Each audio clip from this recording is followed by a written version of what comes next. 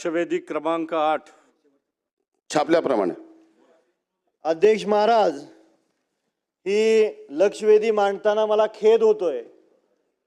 ही लक्षवेधी भाई जयंत पाटील साहेबांनी विधान परिषदेमध्ये 3 ते 4 वेळा मांडली। मी तिसऱ्यांदा ही लक्षवेधी मांडतोय। 33 कोटीचा सांगोला तालुका आणि मंगळवेढा तालुक्यातल्या चारा छावणी चालकांचं बिल या शासनाकडे प्रलंबित आहे।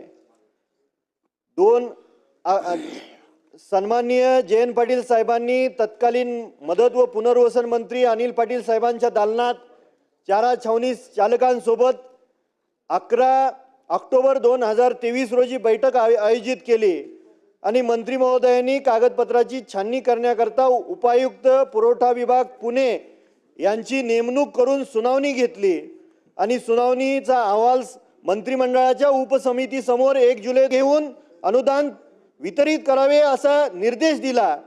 1 सप्टेंबर 2025 रोजी राज्य कार्यकारिणीने जिल्हाधिकाऱ्यांना परत तपासणीसाठी अहवाल मागे सूचना केली।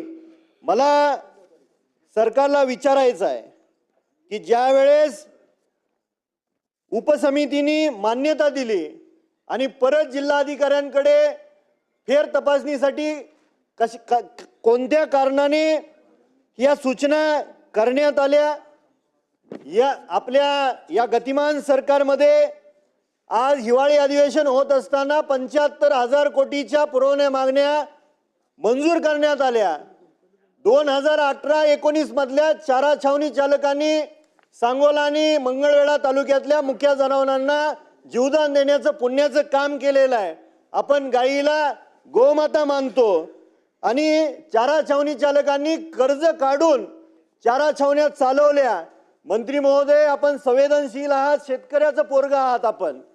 चारा छावणी चालका 146 चारा छावणी चालकापैकी 2 चारा छावणी चालकांच्या कर्जाचा डोंगर डोक्यावर असल्या कारणाने हृदयविकाराच्या झटक्याने त्यांचं निधन झालं।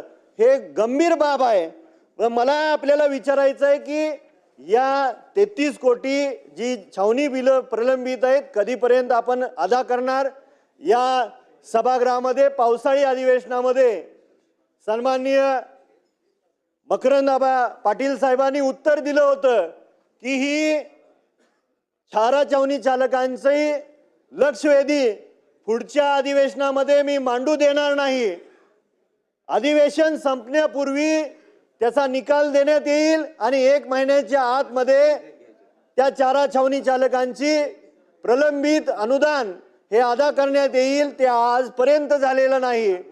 गंभीर ह्याच्यावरून वाटतंय, खेद ह्याच्यावरून वाटतो की 7-7, 8-8 वेळा विधान परिषदेतले सन्माननीय सदस्य जयंत पाटील असतील, मी स्वतः आहे, सन्माननीय समाधान अवताडे साहेब आहेत, सन्माननीय अभिजित पाटील साहेब आहेत, हे वेळोवेळी या सभागृहामध्ये हा प्रश्न उपस्थित करतात। 33 कोटीची बाब आहे साहेब। त्या मुख्य जनावरांना 2018-19च्या काळामध्ये जीवदान देण्याचं काम त्या 146 छावणी चालकांनी केलेलं आहे। याचं अनुदान त्वरित अदा करण्यात यावं आणि राज्य कार्यकारिणी समितीने पुनश्च पडताळणीचा फेरप्रस्ताव कोणत्या कारणाने सूचना केल्या याचं उत्तर आम्हाला हवंय साहेब।